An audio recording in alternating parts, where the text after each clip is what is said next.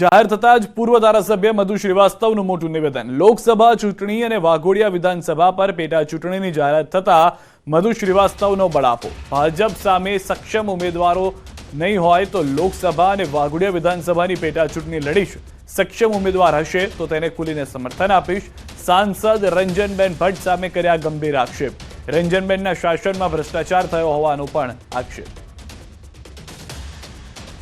વિકાસના માટે હું કોઈ એ નહીં કરું, પણ વિકાસમાં ભ્રષ્ટાચાર થયો છે એ વિશે કહી શકું છું।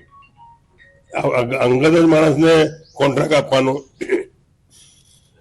માનીતા માણસને કોન્ટ્રાક્ટ આપવાનું, તંબુનું કોન્ટ્રાક્ટ માનીતાને આપવાનું, બ્રિજના કોન્ટ્રાક્ટ માનીતાને આપવાનું, ડ્રેનેજની લાઈનોનું કોન્ટ્રાક્ટર માનીતાને આપવાનું, પાણીની લાઈનો નાખવાનું માનીતા કોન્ટ્રાક્ટરોને જ આપવાનું, કે જે એ કામ વિકાસ ભારતીય જનતા પાર્ટીએ કર્યું છે પણ માન્યતાને આપી છે। એક છેલ્લો સવાલ, મધુભાઈ પોતાના પત્તા ક્યારે ખોલશે, ક્યાં સુધીમાં ખોલશે? હવે તો સિચ્યુએશન એ હશે કે કેટલા જણ લડનારા છે, ચૂંટણી લડનારા કેટલા જણ છે। વડોદરા શહેરની સંસદની સીટની વાત કરું છું, વાઘોડિયા વિધાનસભાની સીટની વાત કરું છું, કેટલા ઉમેદવાર લડે છે અને કેટલા સામે લડી રહ્યા છે, અને કોણ સંસદને ટક્કર આપી શકે છે, કોણ વિધાનસભાને ટક્કર આપી શકે છે, એવા ઉમેદવારને જોઈશ, એવા ઉમેદવારને સપોર્ટ કરીશ। ને એવા ઉમેદવાર નહીં લડી શકે તો હું લડવા વાળો તૈયાર છું। સંસદ બી લડીશ અને ધારાસભ્ય બી લડીશ। આ તરફ લોકસભાની ચૂંટણીની જાહેરાત સાથે જ વિવિધ પક્ષના ઉમેદવારોએ ચૂંટણી પ્રચાર શરૂ કરી દીધા છે। ભરૂચથી સતત 7મી વખત ચૂંટણી લડી રહેલા ભાજપ સાંસદ મનસુખ વસાવાએ ડેડિયાપાડામાં કાર્યકરોનું સંમેલન યોજ્યું, જેમાં મહેશ વસાવા અને પૂર્વ ગૃહમંત્રી પ્રદીપસિંહ જાડેજા સહિત મોટી સંખ્યામાં કાર્યકરો ઉપસ્થિત રહ્યા। સંમેલનમાં મનસુખ વસાવાએ પ્રતિસ્પર્ધી ચૈતર વસાવાના આક્ષેપો પર પ્રતિક્રિયા આપી। વસાવાએ કહ્યું કે ચૈતર વસાવા તેમના માટે એલફેલ બોલીને પ્રજાને ભરમાવી રહ્યા છે, પણ તેનાથી તેમને કોઈ ફેર નહીં પડે। સાથે જ આ વખતે પણ 5 લાખથી વધુ મતોથી જીતવાનો વિશ્વાસ વ્યક્ત કર્યો। તો તાજેતરમાં જ બીટીપી છોડી ભાજપમાં જોડાયેલા મહેશ વસાવાએ ચૈતર વસાવા પર આકરા પ્રહાર કર્યા। કે ચૈતર વસાવાનો અમારે જરા પણ ડર નથી, અમારી બૂથ લેવલ છે અમે ખૂબ મજબૂત છે ને સરકારના કરેલા કામોના આધારે અમારા કાર્યકર્તા મત માંગી રહ્યા છે। અને ચૈતર વસાવાનું હું તો એમ કહું છું, કોર્ટનો મામલો છે, આગળ સરકારનો મામલો થોડો છે। આ કોર્ટમાં તમે એવી દલીલ કરો, એવા હોશિયાર વકીલ તમે ત્યાં મૂકો કે એમને જે તડીપારનો જે કેસ છે એ વાઇન્ડ અપ થઈ જાય। અને હું તો કોર્ટને, માનનીય નામદાર કોર્ટને પણ અપીલ કરું છું કે એને તડીપારનો મુદ્દો ખસેડી લો, એને ફરતો કરી દો, અમને કોઈ ફરક નથી પડવાનો। આ તો એક નાટક છે, એને તડીપાર રાખવો છે બહાર જ, એટલે એ પ્રકારની દલીલો વકીલ કરતા નથી એમના, અને લોકો માટે હમદર્દી ઊભી થાય એના માટેનું આખું આ ષડયંત્ર છે। પ્રચંડ અને ભવ્ય વિજય થાય એવી લોકોની આંખોની અંદર એક પ્રકારની આગામી લોકસભાની ચૂંટણી માટેની ચેતના દેખાઈ રહી છે। એક વિધાનસભા જીતીને એ બી છેતરીને, એ બી લુચ્ચાઈ કરીને છેતરીને વાત કરી છે। હવે પછી કંઈ આવવાનું નથી। તમે આજે જોઈ લો, ડેડિયાપાડાનું જે કાર્યકરોનું સંમેલન છે એના પરથી આપને ખ્યાલ આવી જાય છે કે અહીં શું થવાનું છે। એટલે આવનારા સમયની અંદર જબરજસ્ત અમે મહેનત કરીને એમને મનસુખભાઈને અમે જીતાડવાનો પ્રયત્ન કરીશું। અને હવે વાત કરીએ શિક્ષણના ધામમાં ધીંગાણાની।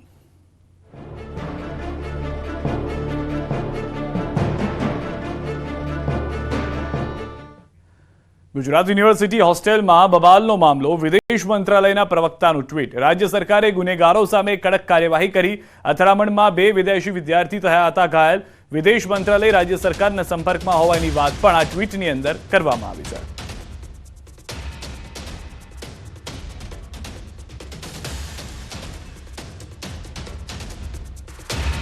તો ગુજરાત યુનિવર્સિટીમાં હોસ્ટેલમાં બબાલ મામલો, તોફાની તત્વો સામે પોલીસ એક્શનમાં। પોલીસે 3 આરોપીઓને કર્યા રાઉન્ડ અપ। પોલીસે કુલ 7 આરોપીઓની કરી ઓળખ। 3 આરોપીઓની પોલીસ કરી રહી છે પૂછપરછ। શિક્ષણના ધામમાં તોફાની તત્વોની ખેર નહીં। ગુજરાત યુનિવર્સિટીના હોસ્ટેલ કેમ્પસમાં થયેલી મારામારી અંગે ગૃહ રાજ્યમંત્રી પણ એક્શનમાં છે અને તપાસના આદેશ આપ્યા છે। ઉચ્ચ પોલીસ અધિકારીઓ સાથે બેઠક બાદ અમદાવાદ સીપીએ કેમ્પસની મુલાકાત લીધી હતી। સીપી GS મલિકે કહ્યું કે એક આરોપીની ઓળખ થઈ ચૂકી છે। નમાઝ સમયે 25 લોકોનું ટોળું પહોંચ્યું હતું અને તોડફોડ અને મારામારી થઈ હતી. આ બનાવમાં 2 લોકો ઘાયલ થયા છે. આ બનાવને ગંભીરતાથી લઈને તપાસ માટે 9 ટીમોની રચના કરાઈ છે, જેમાં 5 ડીસીપી પણનો સમાવેશ થાય છે. ક્રાઇમ બ્રાન્ચ જેસીપીના અધ્યક્ષસ્થાને આ તપાસ થશે. સીપીએ કહ્યું આરોપીઓ વિરુદ્ધ ગુનો દાખલ કરાયા છે, આરોપીઓની ધરપકડ કરાશે અને કડક કાર્યવાહી થશે એમ પણ તેમણે ઉમેર્યું. રાત્રે કંટ્રોલ રૂમમાં ફોન આવ્યો અને 5 મિનિટમાં પીઆઈ સહિતનો પોલીસ કાફલો કેમ્પસ પહોંચી ગયો હતો અને સ્થિતિને કાબૂમાં લઈ લીધી હતી. ગુજરાત યુનિવર્સિટી હોસ્ટેલમાં મોડી રાત્રે વિદેશી વિદ્યાર્થીઓ સાથે મારામારીનો બનાવ બન્યો હતો, જેમાં વાહનો અને રૂમમાં તોડફોડ થઈ હતી. આ બનાવના વિડીયો પણ વાયરલ થયા છે. હોસ્ટેલના એ બ્લોક પાસે આ બનાવ બન્યો હતો.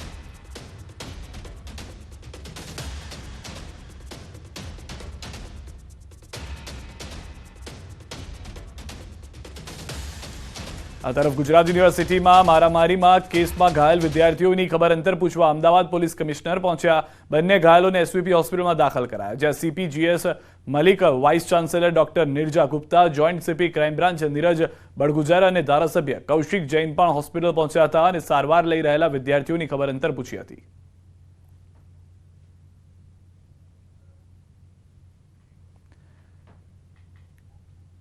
અમદાવાદની એસવીપી હોસ્પિટલ ફરી વિવાદમાં આવી હતી.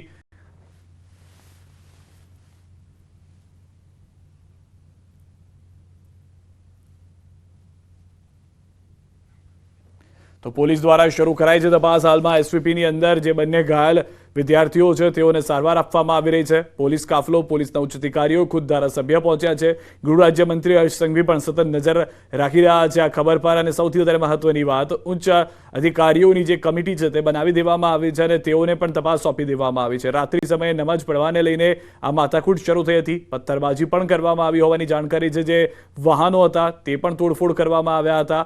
હાલમાં જે જાણકારી મળી રહી છે, સૌથી વધારે મહત્વની વાત એ છે કે જાહેરમાં કમ્પાઉન્ડમાં બેસીને નમાઝ પડવાને લઈને મુદ્દો હતો, જ્યાં આગળ એક વિદ્યાર્થી પૂછપરછ કરી રહ્યો હતો, પરંતુ હોસ્ટેલનો જ એક વિદ્યાર્થી આ વાતચીત દરમિયાન આવીને મારામારી કરવા લાગે છે. જે બાદ વધુ ઉગ્ર થયેલું ટોળું હોસ્ટેલમાં ઘૂસે છે અને ત્યારબાદ મારામારી શરૂ થાય છે. હાલમાં પોલીસ તપાસ કરી રહી છે કે સૌથી પહેલા માર મારનાર વ્યક્તિ કોણ હતો અને તેણે શા માટે જે લોકો વાતચીત કરવા આવ્યા હતા તેના પર હુમલો કર્યો. શું આ એક મામલો ઉગ્ર કરવાને લઈને હતો? કારણ કે જે વિડીયો હાથમાં આવ્યા છે તે વિડીયો પ્રમાણે સૌથી પહેલા હોસ્ટેલની અંદરના જ એક વિદ્યાર્થીએ હુમલો કર્યો, લાફો માર્યાની ઘટના બની હતી ને ત્યારબાદ સમગ્ર ઘટનાએ જોર પકડ્યો હોવાની પ્રાથમિક જાણકારી મળી રહી છે. જે વિડીયો શેર કરવામાં આવ્યો છે કારણ કે જે લોકો પૂછપરછ કરવા પહોંચ્યા હતા કે જાહેરમાં આ રીતે ધાર્મિક જે પ્રસંગ બની રહ્યો હતો તેમાં કેવી રીતે આ મામલો બિચકી ગયો. રાત્રિનો સમય હોવાને લઈને તોફાની તત્વો સામે પોલીસ એક્શનમાં આવી ચૂકી છે અને 25 જેટલા લોકોએ હુમલો કર્યો હોવાની પણ જાણકારી પોલીસે હાલમાં જણાવી છે. બનાવમાં એક આરોપીની ઓળખ થઈ અને કુલ 7 આરોપીઓની ઓળખ સાથે જ જે બાકીના આરોપીઓ હતા તેઓને પણ તપાસ કરવામાં લઈ જવામાં આવી રહ્યા છે.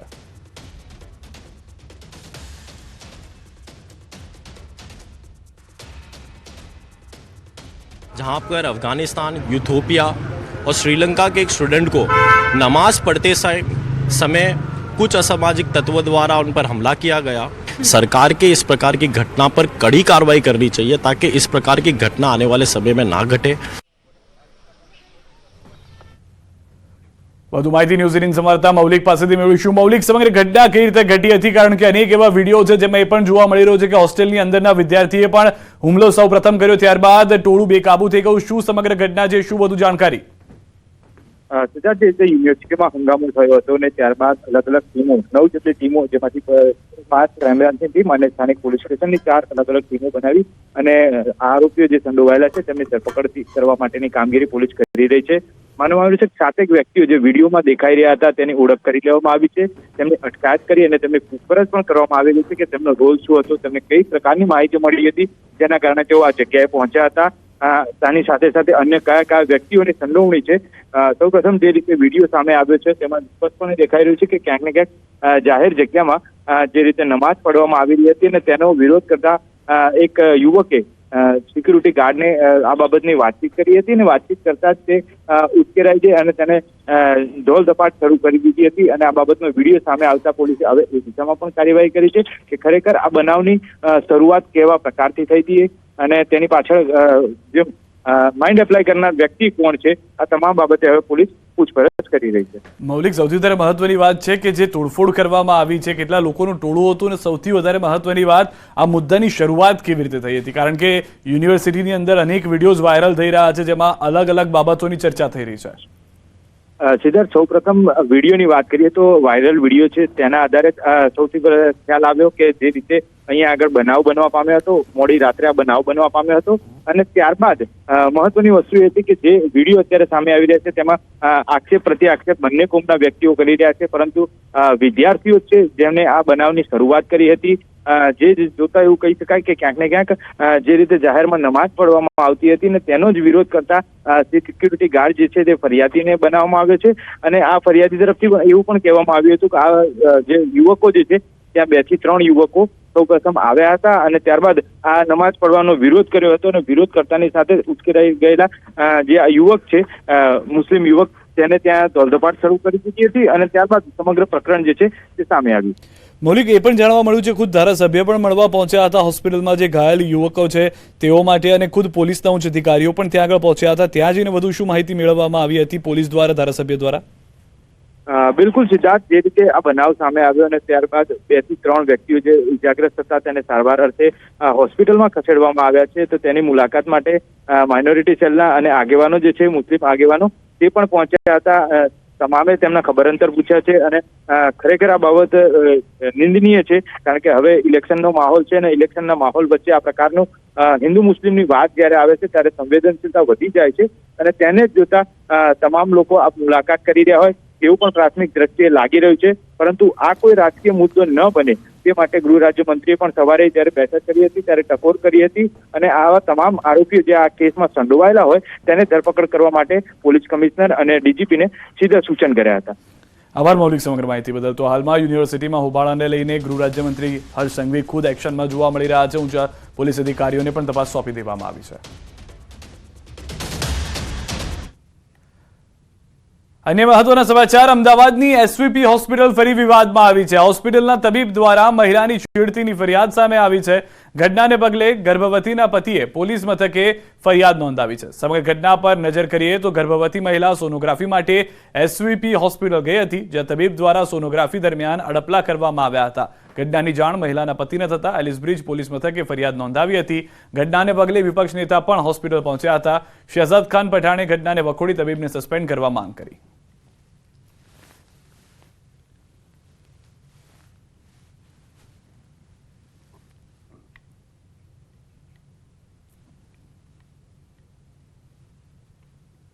नौ तारीख को एसवीपी अस्पताल में एक गर्भवती महिला एडमिट हुई थी.